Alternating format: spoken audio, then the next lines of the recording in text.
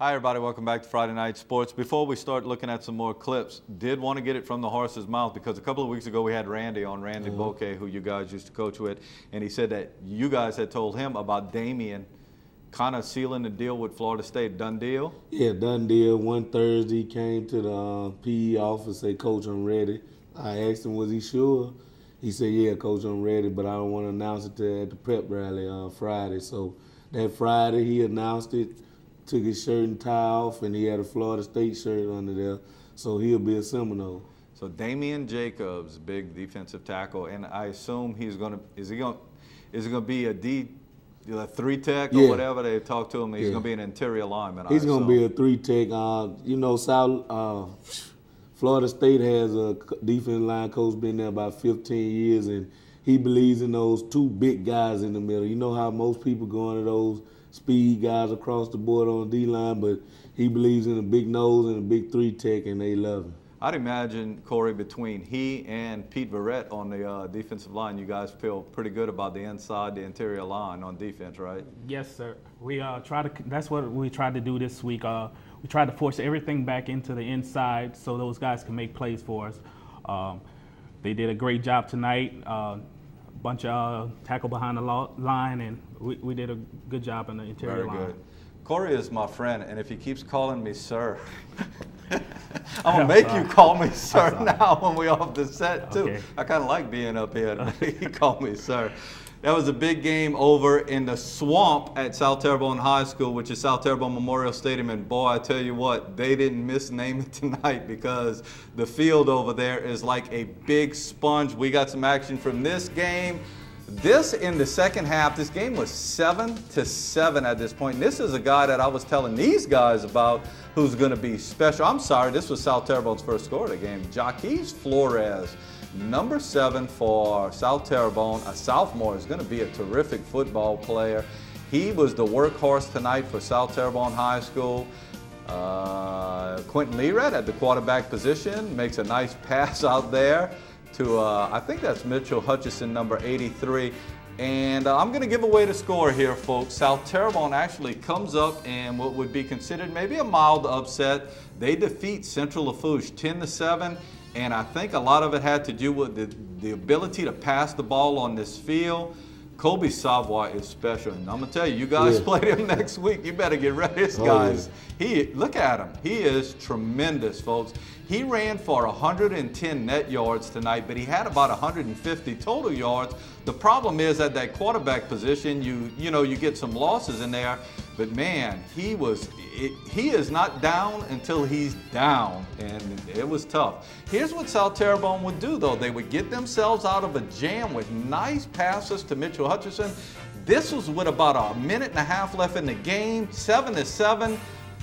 Justin Petrie comes through with a huge field goal. I think a minute 32 left in the game right here for South Terrebonne to pull ahead. Central Lafourche gets the ball back. They can't make anything happen, unfortunately, in that really wet field for them. But South Terrebonne plays tremendous. They win the game 10-7. A great defensive effort by South Terrebonne. They really did a good job.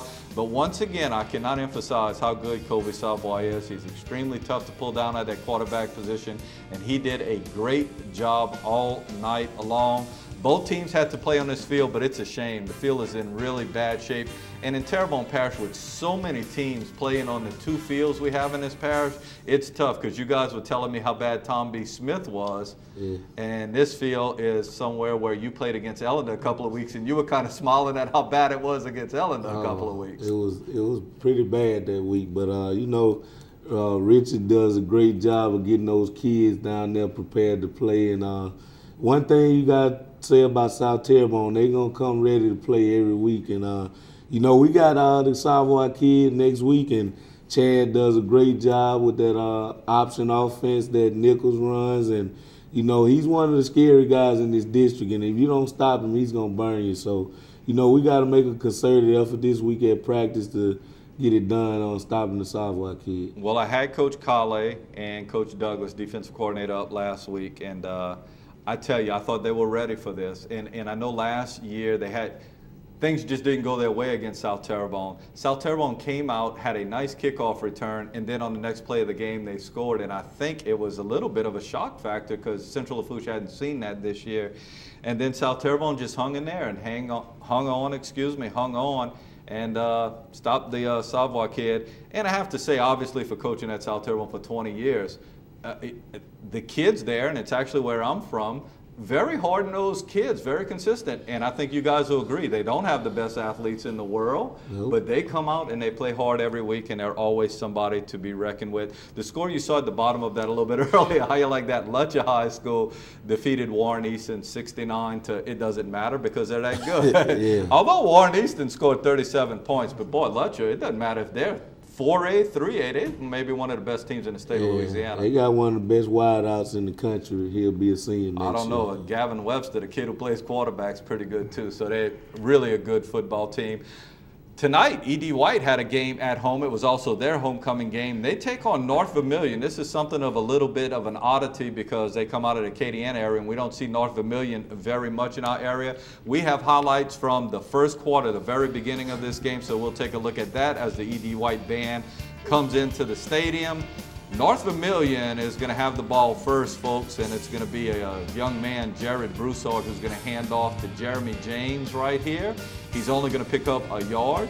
That's the first time I ever seen North Vermilion. I mean, you know, and I've been doing high school football a long time. I would not have known that's their colors, but they look like a really stout football team. Yeah. I understand that they are the Patriots.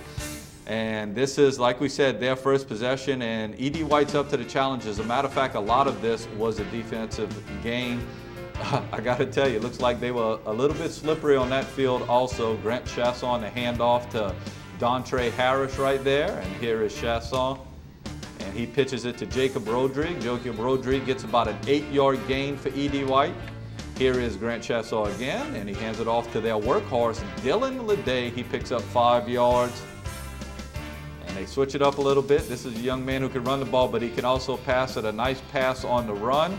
He throws it out to Jacob Rodrigue again for about a 15-yard pickup. And Chasson gives it to Tyler Thibodeau. You saw a lot of defense there because there was a lot of defense in the first half. But in the second half, E.D. White comes on, and they get a, look like a tough earned win. We do not know the particulars on scoring everything, but they beat North Vermilion 14-13.